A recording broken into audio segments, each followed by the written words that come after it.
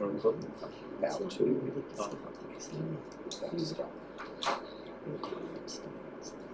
Right, we're on. Okay, let's shut low. Good evening, everybody. Welcome to the Ordinary Council meeting being held on Tuesday, the 25th of February at AMD 128 Prospect Road. I'll begin with the Kaurna acknowledgement. The City of Prospect acknowledges that we are on the traditional country of the Kaurna people of the Adelaide Plains region, and we pay our respect to elders past and present. We recognise and respect their cultural heritage, beliefs and relationships with the land, and we acknowledge that they are of continuing importance to the Kaurna people living today. And now the Council Pledge. We seek wisdom and understanding as we face the duties of our united task, praying for the peace and prosperity of our city. Thank you.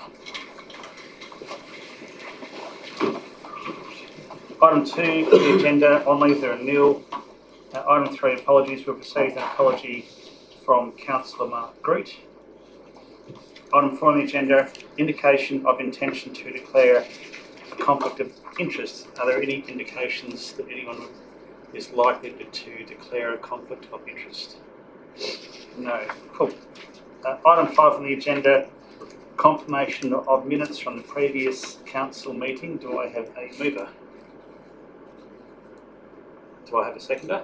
Would you like to speak to the motion at all? If there's no further discussion, we'll put that to the vote. All those in favour? Against? Carried unanimously. Item 6, public question time. So just to recap on what's allowable, there's 15 minutes in total. We can have 5 people from the audience speaking for 3 minutes per person. Are there any questions from members of the public?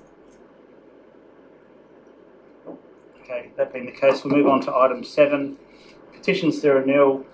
Deputations, there are nil, which is item 8. Item 9 is questions without notice. Are there any questions without notice? No. It's going to be a quick meeting. Item 9, sorry, that's item 9. Okay. Let's move on to item 10, reports for decision. 10.1, SA Power Networks easement at Broadview Oval, recommendations on page 5. Do I have a mover? Councillor Nelson, would you like to speak to the motion? Look, pretty straightforward. I think it's just a matter of course, to be honest. Happy with the recommendation. Thank you. Seconder? Councillor Deputy Mayor Nguyen, would you like to speak to the motion? Any further discussion, any points that haven't been raised? If not, and there's probably not a lot of reason for a sum up, so we'll put that to the vote. All those in favour? Against? Carried unanimously. Item 10.2, PLP option 4, resourcing and financial impact. Explained in the report, recommendation on page 15. Do I have a mover? Councillor Back would like to move it. I would, and I'd like to speak to it as well. So, so thank you to the report writer for bringing this, and I think it's a very exciting time for the City of Prospect at the moment. And as you're all aware, we're out for consultation. I believe the Mayor did a video just recently. Yesterday? Yes. So when will that be hitting the airwaves? As soon as possible, I hope. Good. So look, I was part of the walk-in tour yesterday, and certainly, there's a lot of discussion being generated, which is great. So there's a lot of input into the process, and I understand that the Twilight concerts have been really successful as well. But with the 4th option, we do have to do due diligence, and I know we've had budget bids from the likes of infrastructure recently for tens of thousands of dollars, and and I think the 9,700 for a consultant to do that due diligence is well worth it. So look, I'd encourage others to support the motion and put to discussion. Thank you. Do I have a seconder? Councillor Stanton, would you like to speak to the motion? No, I think Councillor De Backer has covered it pretty well. Any further discussion? From the chair, I think it gives us a bit of balance. It gives us the conservative side of things. It's up to people now to provide their feedback. There were quite a lot of questions and discussion last night at the walking tour about it. So, and that will come to us as part of BR3, just to confirm. Councillor De Backer, would you like to sum up? No, thank you. We'll put that one to the vote. All those in favour? Against? Motion carried. Item 10.3, Tour Down Under 2025. Recommendations on page 18. And just noting that we have two options to consider, 3.A or 3.B. So if you are moving this option, then you would, and if you choose to move something that's on the table, then you would choose 3A or 3B. So I'll call for a mover for this motion.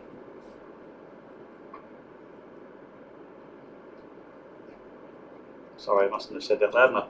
I'm looking for a mover. Councillor Nelson. I'll move it to go on the table. I've got a bit of a different stance on it. It's interesting and surprising feedback, I think, for the local businesses. I wasn't expecting that feedback, and some of the results that we had seems to be very little advantage or economic uptick on this occasion, from obviously all the reports.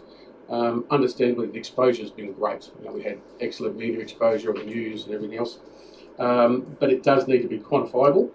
We may see more of this come out in the coming months. In my opinion, we should put forward an ELI for next year, but at this stage I wouldn't commit any funds.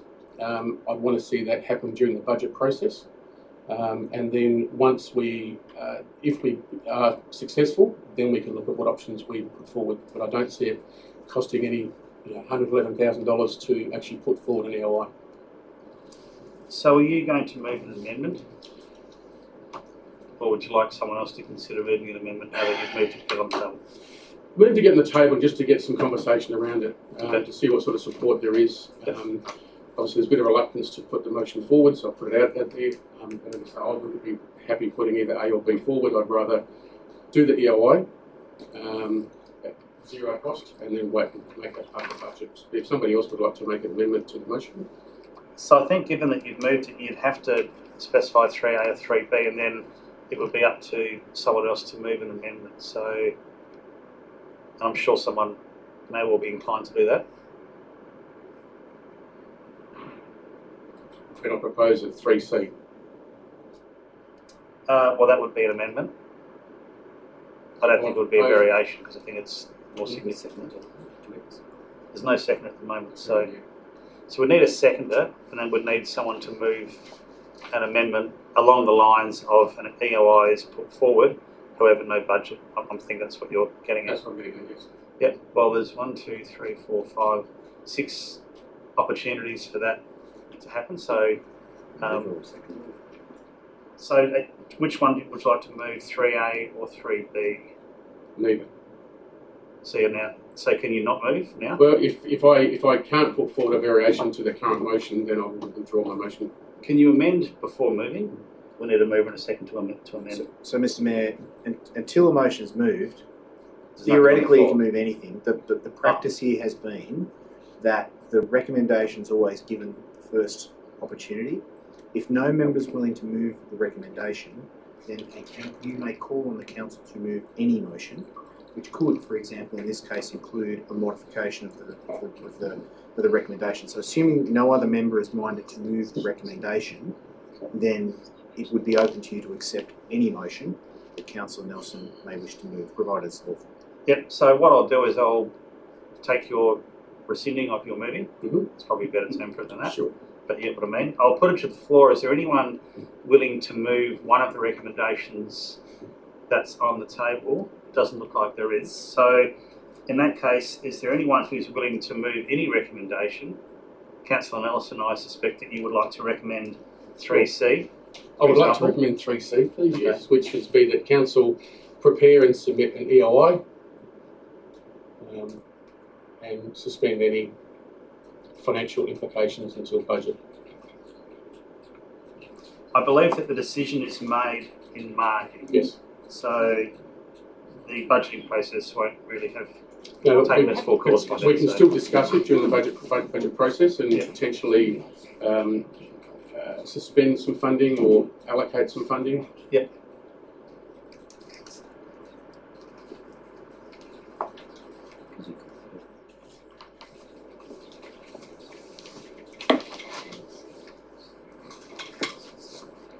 I think this is That's perfect.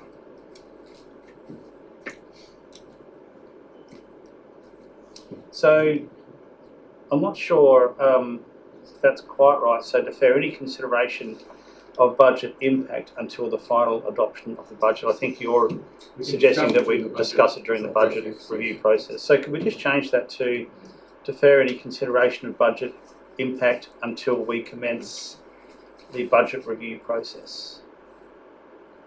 Is that okay with you, Councillor Nelson? Yep.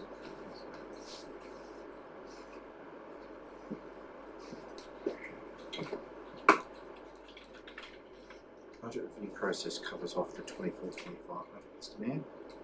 So 25-26. So 25-26. the adoption of the 25-26 budget or the 25-26 budget deliberations. There's also a question that staff have raised around point 4 of this motion, which refers to the referral of consideration of the street party, which may also need to, well, you're going to have to align both together. Yes. So, Okay, so let's then. Victor actually suggested that we could put that Part C becomes part of 4, where we postpone consideration of a possible street party or race start to the 2025-26 budget deliberations. So, achieves the same purpose. Let's still continue with the preparation and submission of the EOI. Yeah. Yep. Oh, in that case, well, that's fine. That's 2. So we're essentially striking 3 completely and putting that bit in as part of 4, which then becomes 3. Makes sense. Okay, so sorry, Gwen, it's going to be postpone considerations of a possible street party and race start, or probably or similar accompanying event and race start. So after event, yeah, event, yeah, and or race start.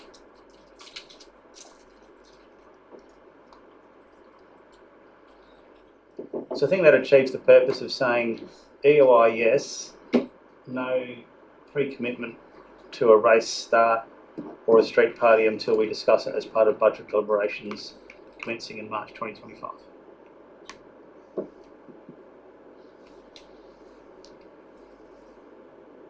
Yes, happy with that. All right, so you've moved that motion that's there now. Would you like to speak to the motion any further, or No further, I think I've said enough. okay? Do I have a seconder for the motion that we've now got on the table? Deputy Mayor Nguyen, would you like to speak to the motion? Thank you, Councillor Nelson, for changing that. It is, yeah. So I think, yeah, we're quite committed to funding something that hasn't, really been beneficial to a lot of the business owners. But it was a great event and put us on the map. But unfortunately, I think most of the business didn't get anything out of it. So, yeah, I think it would be something that we can discuss during the project time. Thank you. Sorry, cut you off. Anything else, Deputy Mayor? Any further discussion, Councillor Backer? Always debated, and look, I still get asked when we have a street party, So it's popular, but it's expensive. And if I draw people's attention, I think actually I've got my glasses today. $430,000, which is about 1.6%. And this, unfortunately, I think the report doesn't talk to the opportunities like sponsorship. I mean, look at Live Golf. I mean, that's got amazing sponsorship, amazing draw. And, we need to aim high and get sponsors. So if someone's willing to pay $430,000 for a street party, go for it. But I don't think there's been any alternatives given except just going straight to the ratepayer.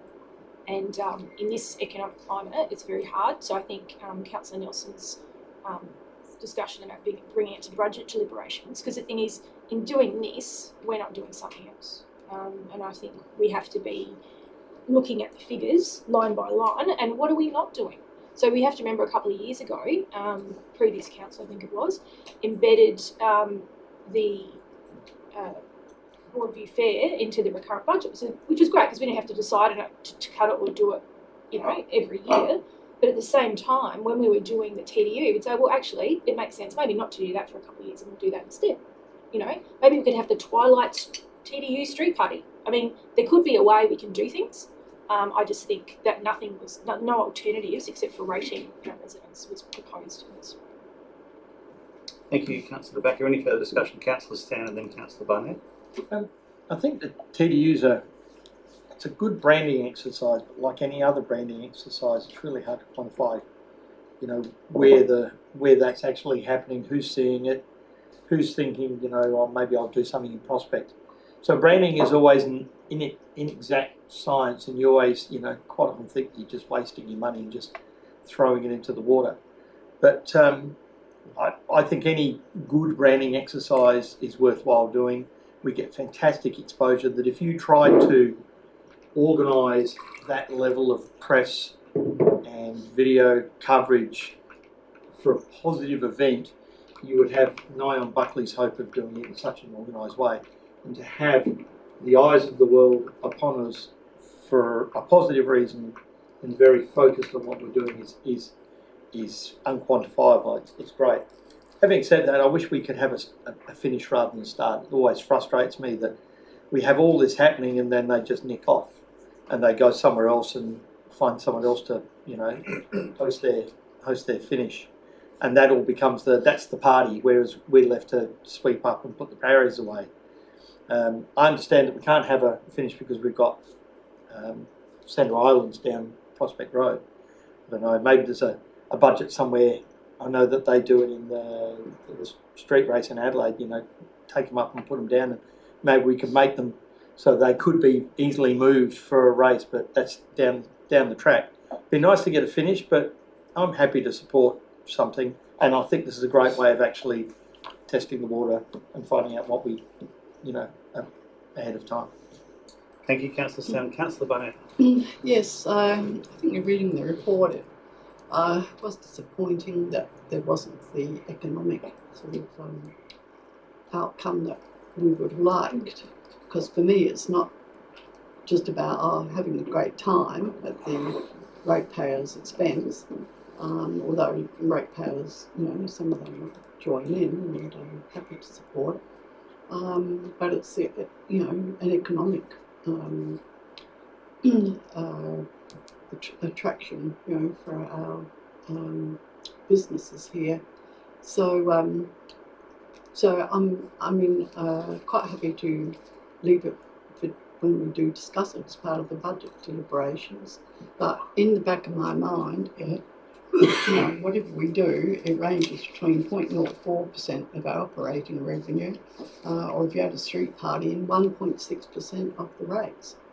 So always in the back of our mind is, well, what are we not doing if we're having a good time and doing this?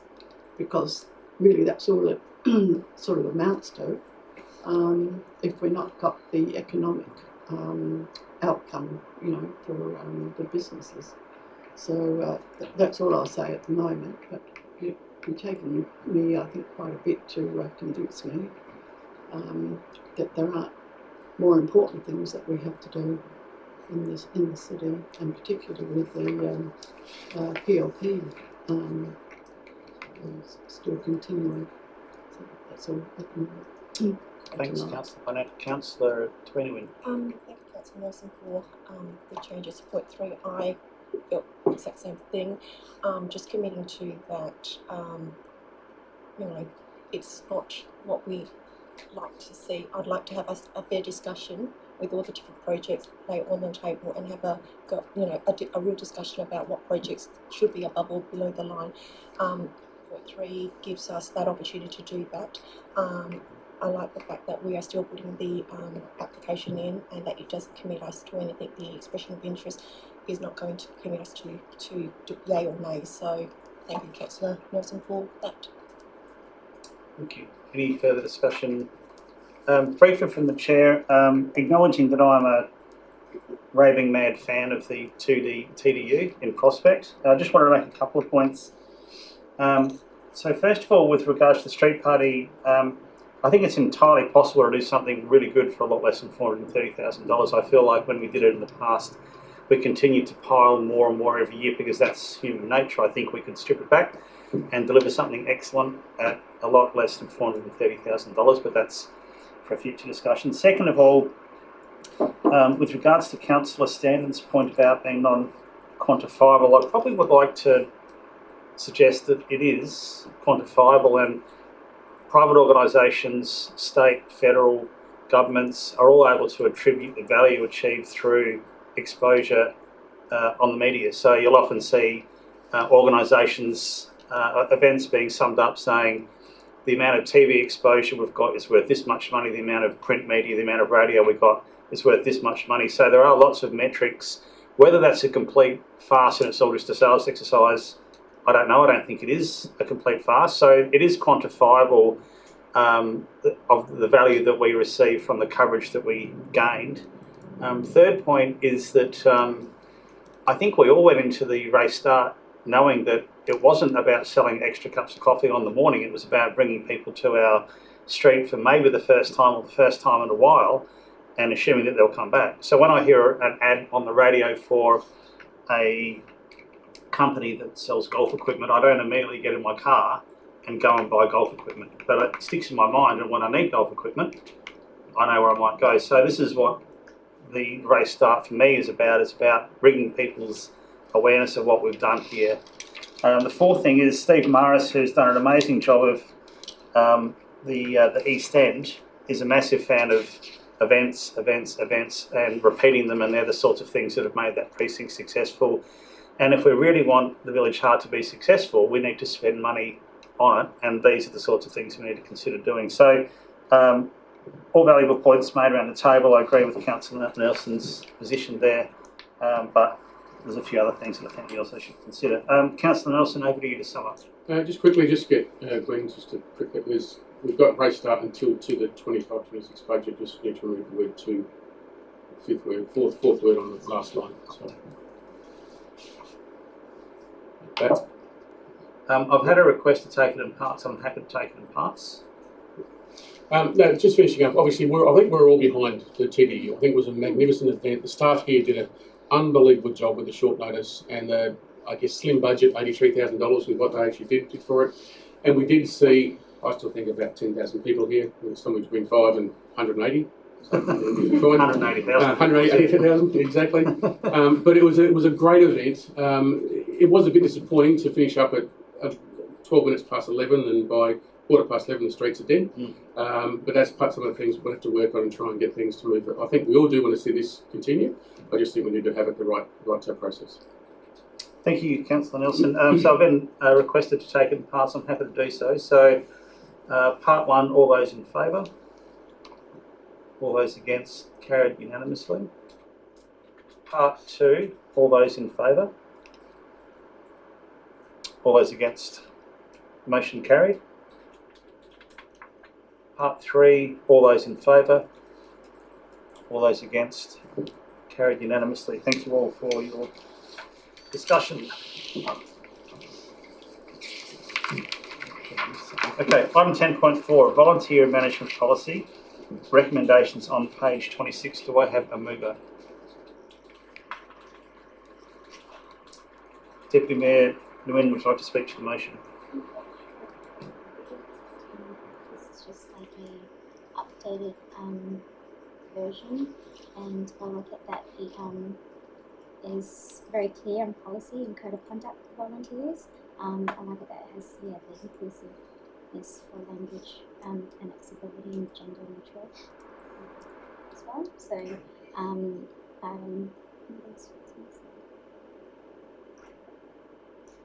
yeah, and it recognises the volunteers, formalising like the National Volunteer Week of End of Year celebration.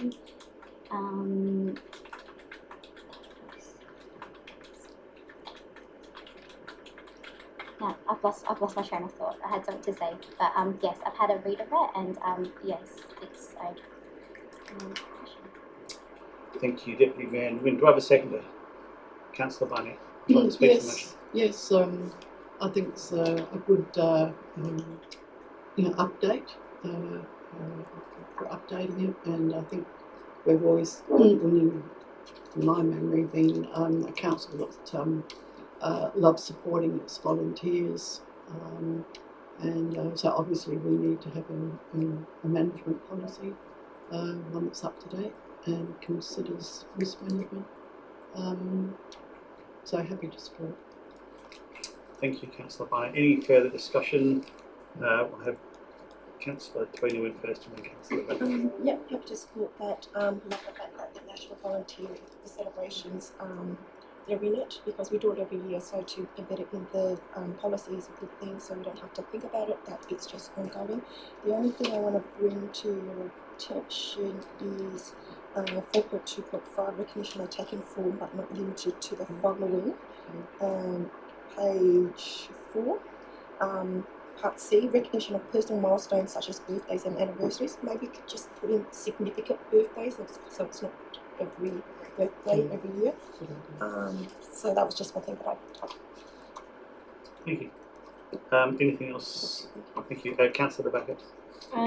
Yeah, look, it's really important to have these policies in place, but maybe just a question through the chair in regards to, like, I know there's a bit of a pivot now to project-based volunteering. I know a few people in the not-for-profit sector, and because it's very hard to get volunteers, or you might inherit volunteers, there's a real encouragement of people coming in for a short time. There might be a focus on X, Y, or Z. I'm just maybe through the chair, is there maybe the way we're doing things in looking at sort of short-term volunteering? So the question is, we have volunteers per se. Yep. Do we have a program which attracts short-term volunteers for specific events? Yep. Or specific. Ms Taylor? Through the chair, yes and no. We have opportunities and we tend to work with volunteers around what they want, and so we can come up with, I guess, shorter hours, a shorter time frame. I know sometimes we lose a lot of our volunteers when they go on holidays, particularly through winter and that kind of thing. So we do give them options. We don't have a short program per se, such as like Campbelltown, where they have Give an Hour, which is their program. Yeah, which is great. No, but we certainly are flexible, and we work with our volunteers with what they feel like they have the capacity to give. If there's no further discussion, I'll head back to Deputy Mayor Winter Summer. Thank you. Let's put that to the vote. All those in favour? Against? Carried unanimously. Item 10.5, procurement policy review, recommendations on page 41. Reminder that this has been through the Audit and Risk Committee already, and now it's been tabled for us to consider. Do I have a mover? Councillor Nelson would like to speak to the motion. Yeah, happy to move it. I was reading this through on Sunday, and this is the closest I've seen it to a private sector procurement policy. So it's refreshing to see that we're getting more in line with that sort of best practice type system. So I think there's some really good additions and some clarifications there, and happy to support it. Thank you. Do I have a seconder? The motion, Councillor Becker would like to speak to the motion. Nothing more to say. Are there any further discussions, any points that haven't already been made? Briefly from the Chair, agree with Councillor Nelson, and noting in the report that the old procurement policy was 7 years old, and that the team went to great extents to reference best practice broadly to bring us this new policy. So I think it's good timing, and it sets us up well for the future for quite a few years. Councillor Nelson, anything from you for summing up? Summed up. Let's put that to the vote. All those in favour? Against? Motion carried unanimously. Item 10.6, Audit and Risk Committee meeting on the 11th of February. Recommendations on page 61. Do I have a move?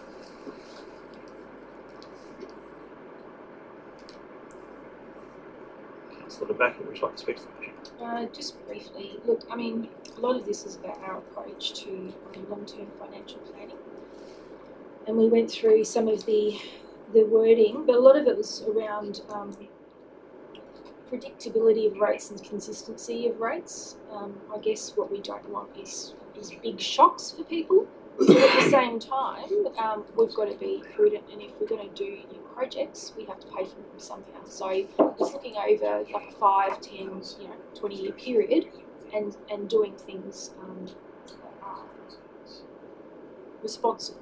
I suppose it's fiscal responsibility, and I guess this outlines a little bit how we're going to do that. So I think one of the other things we looked at is some of the language we're using around long-term financial plans to make it more digestible for the community. So where we can avoid jargon, we do, because at the end of the day, this is for our public, and we have to understand that it's their money, and people often look at big jumps in rates as bad financial management. So I guess any time of planning, and I guess a good case in point is our master planning process. The whole point of having master planning is so we can, you know, see into the future a bit and plan for that. And I would speak highly of our open space plan and policy, where we've just gone, as we can afford to, you know, every so often doing our parks up, applying for grants and things like that. And that's a responsible way to manage ourselves. Endorse it.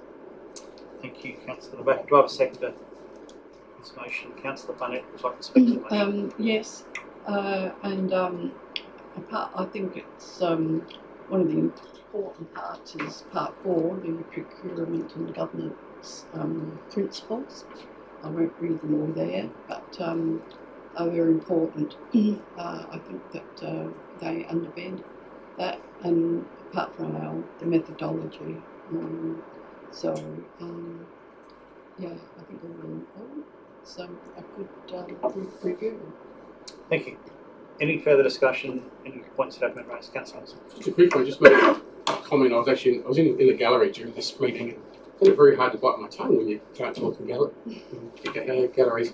But there was a point, I think it was on 2025-3, which is the use of the word retiming.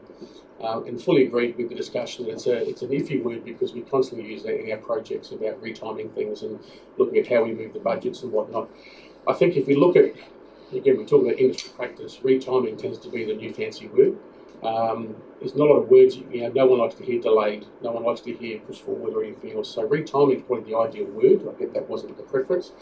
But I think food for thought is that if we actually have the word retiming, but then have a reason why they're retiming, which often, a lot of times we don't have that, so it's fairly hard to explain to our residents about what the retiming is, whether it's caused by weather, caused by industrial action, caused by lack of materials or whatever it is. As long as there's an explanation there, that usually explains the retiming. So just some food for thought when executives are considering that motion.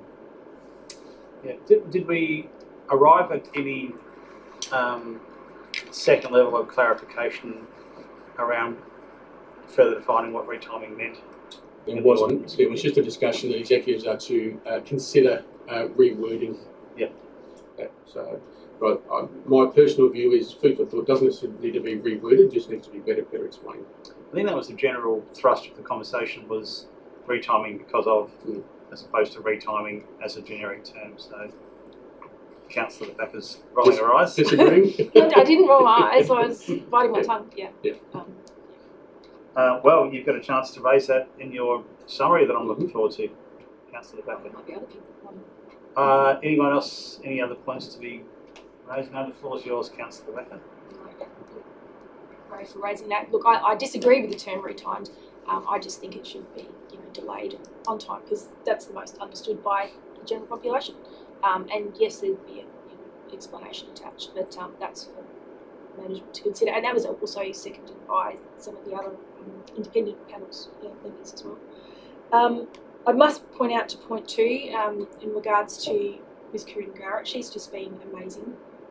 We gave her a very affordable, inexpensive bunch of flowers at the end of the day, but she's just been amazing. I've never felt that I can't ask a question. And I think that as an elected member, certainly coming into council and audit and risk and numbers, and it's quite intimidating. And she's just said no, and many times she goes, yeah, actually, you've got a point there, Alison. And I was like, yeah, okay. So I think she not only was a chair, she was also an educator, and she put questions. And I think we should thank her, and she's going to be very hard to replace. So I look forward to the candidates. Thank you, Councillor Becker. Let's put that to the vote. All those in favour? Against? Unanimously. Item 10.7, formation of Council Assessment Panel Selection Working Party. Sounds like fun.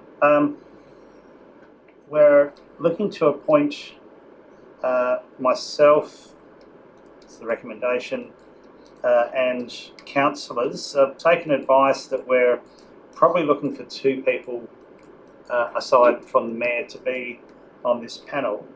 We can of course have more than that, but 2 has been suggested as the number. So I wanted to call for nominations to be on the assessment panel selection working party in the first instance. If we have more than 2, if someone wants to make a case for 3, then you're welcome to move that way, but as it stands we're looking for 2.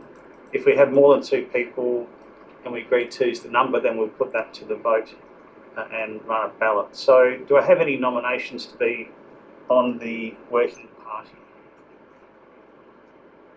Councillor Nelson is one.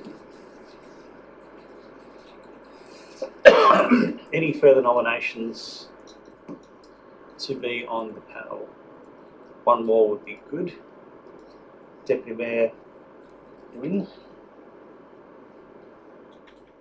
Any further nominations?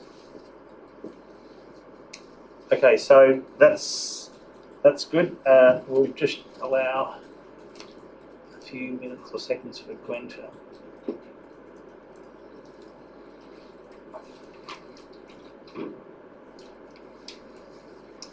Thank you. Okay, so I have a mover for this motion.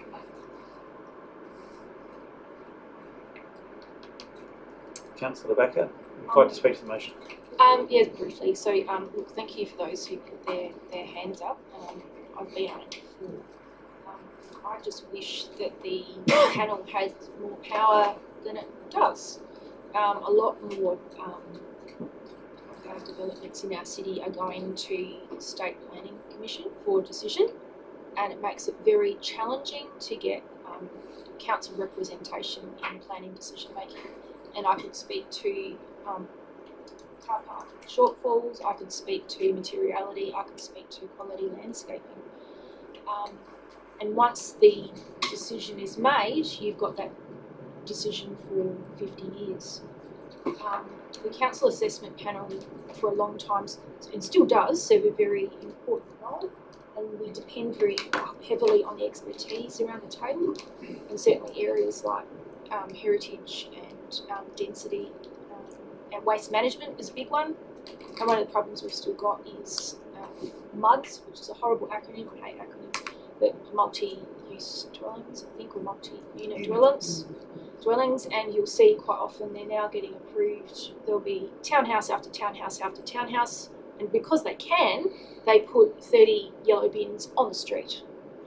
Now, I don't think that's a good outcome for council, and sometimes even with the best council assessment panel members, if the code says you can do it, you can. So this is really important to get the right people around the table, but I'm also interested in how the council assessment panel, if there's any other vehicles that we can use to improve the outcomes. So thank you to those who put their hand up to get the right people, and we just have to work with the processes we've got. Thank you. Do I have a second? Councillor Nelson. Look, I think this is actually a very important role. I sat on the panel the last time, two years ago, and I recall at that time I was also on the council assessment panel, and I remember having a couple of meetings before the new panel started, and it was a very different panel afterwards, and we did have the panel that we had. So how many times have I said panel? The panel had good influence on the new people that we appointed, because we did ask them questions around their community values, around their heritage experience, and we really looked at what Prospect means to the council and to the community, really focused on getting that expertise on the independent members. So I'm just hoping we can do exactly the same thing again this year and bring back more of that common sense community spirit and heritage. Great. Thank you, Councillor Nelson. Any further discussion? Briefly from the Chair, we often find ourselves saying to members of the community we're implementing state government rules. However, the panel has a very important job, and that is to push as hard as it can to get the best outcomes. So getting the appropriate presiding member to lead the panel and the member, so getting the appropriate members is important because they do have influence and they can change, without being too dramatic, they can change the course of history with their decisions that they facilitate. Heading back to Councillor De Backer to sum up No sum up required. Let's put that to the vote. All those in favour? All those against? Carried unanimously. Item 10.8, incorporation of asset protection officer role within the recurrent budget. Recommendation on page 131. Do I have a mover for this motion? Councillor Nelson. Councillor Yeah, I think this has been discussed previous. It makes sense, generally accepted by the council in previous conversations, so it makes sense. So happy to support this. Thank you, Councillor Barnett. Yes, similarly, I mean, when you look at the key opportunities for the role, reducing the amount of time that footpaths are inaccessible to pedestrians in the city, you know, I would say that links in with some other, we're looking at, you know, transport needs, which is the wider use of transport, including pedestrians, so very important role. Reducing over time damage to trees, landscaping, signage, and so other council assets, and holding private builders and contractors accountable for damage to council assets. So yeah, I think there's a very good case there. I won't go reading the other points out, but just those. It's a very important role. I think, support. Thank you. Any further discussion? Any points that haven't been made? Sorry, Councillor Becker. Just a quick question. It was just on, maybe I didn't read the report, 132. It's committing, there's an amount of $63,000 of additional income. Sorry, I'm reading the wrong thing. So basically, the ongoing total recurrent cost of this position is $110,000 per annum. That's correct? Right. Look, I can justify this in that, what does it cost us not to do it? However, it is recurrent, which means we're having to put that in the budget every year. And I think there comes a point with recurrent budget, what can we not be doing? So it's the must-have and like-to-have, and I think we really need to have a look at this when we come to discussions and budget time. Just a question through the chair, do we currently have someone in the role at the moment, or has it been vacant for a period of time? See, it's a brand new role, never been filled, so no, nobody in it right now. Members, this is a direct response to your feedback and service levels workshops and prior, so yep. It is a new position that reflects elected member feedback.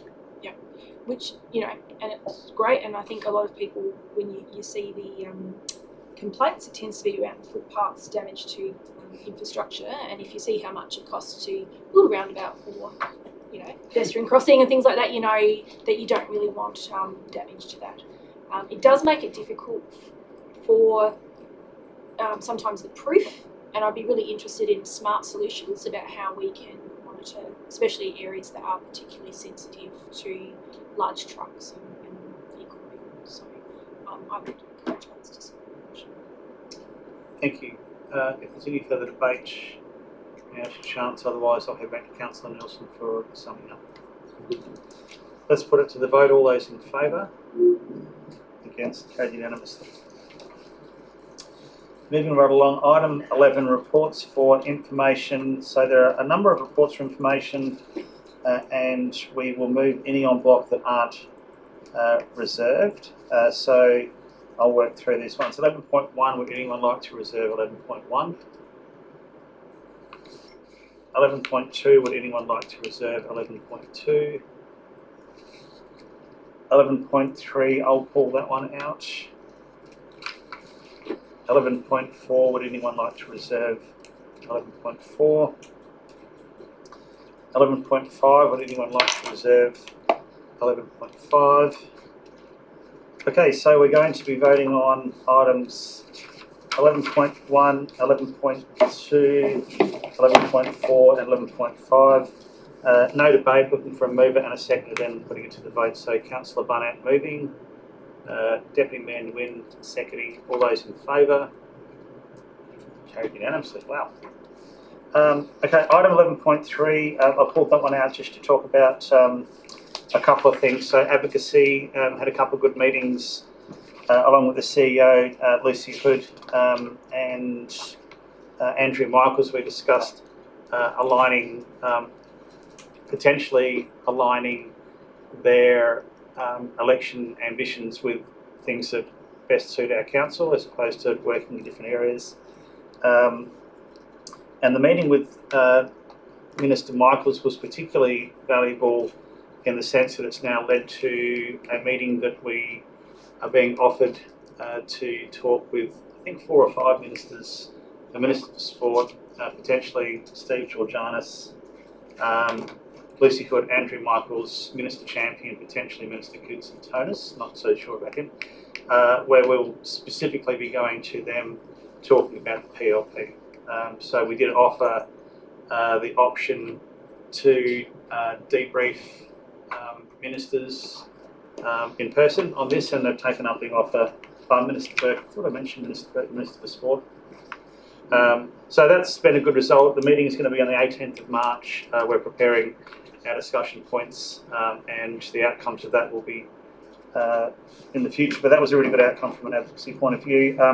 Also, just wanted to note that I attended the Greek Festival a couple of Saturdays ago. We are aware that there were noise complaints made. We were aware, so council administration is aware that there was noise complaints made, that there was issues with the road traffic management, and I can pass on that we've been contacted by the organisers and they've acknowledged some of those concerns, and the organisers are working with administration to cover off on the concerns and to undertake any actions that are required in the short term or in future years. So it was a great event, but there were some issues, maybe due to its popularity as much as anything, but that is being handled by the administration, so that's not something that's just going to be swept off. It will be dealt with in the way that it needs to be dealt with. So I'm happy to move that report. Do I have a seconder?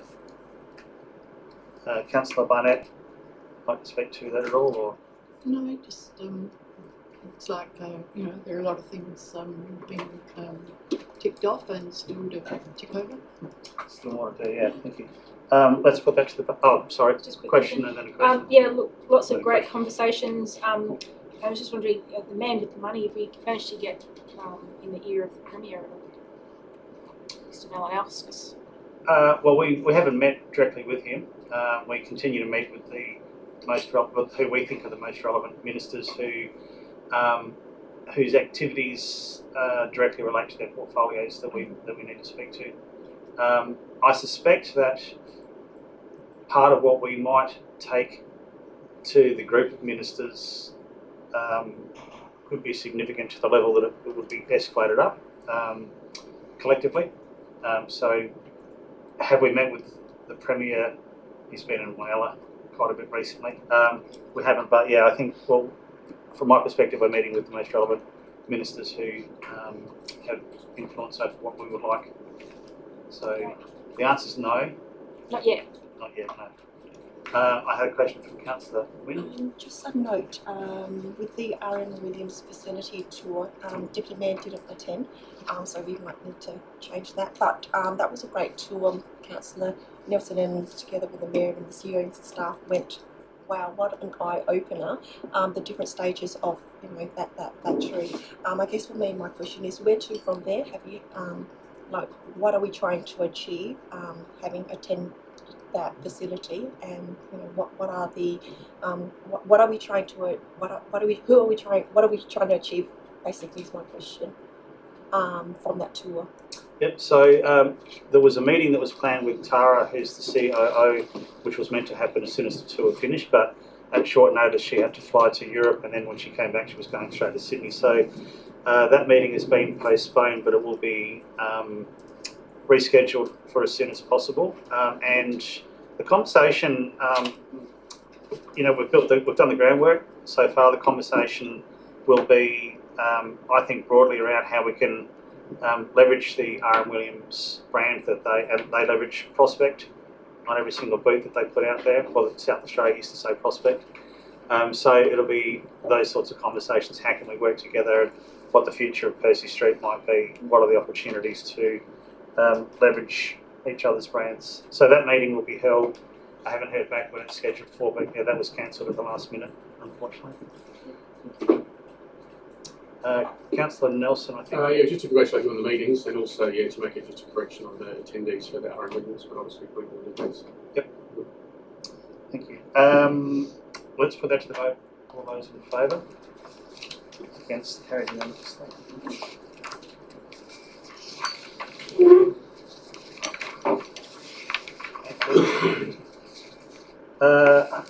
Rightio. General business. 12.1. Thank you for the reports received from Councillor De Backer, Councillor Nelson, and Councillor Barnett. Are there any further member reports or briefings that anyone wants to raise? No, we're all good. 12.2. Motions on notice, there are nil. Questions on notice, there is one question on notice. So I'll read out the question and then the response is on your screen. So the question is, will Council omit references to Invasion Day and comments regarding atrocities committed at future Australia Day citizenship ceremonies? And the response is on your screen. I'll give you excuse me, a couple of minutes to read that. Bearing in mind there's no opportunities for discussion or questions in relation to this one. Or any questions with that notice, sorry.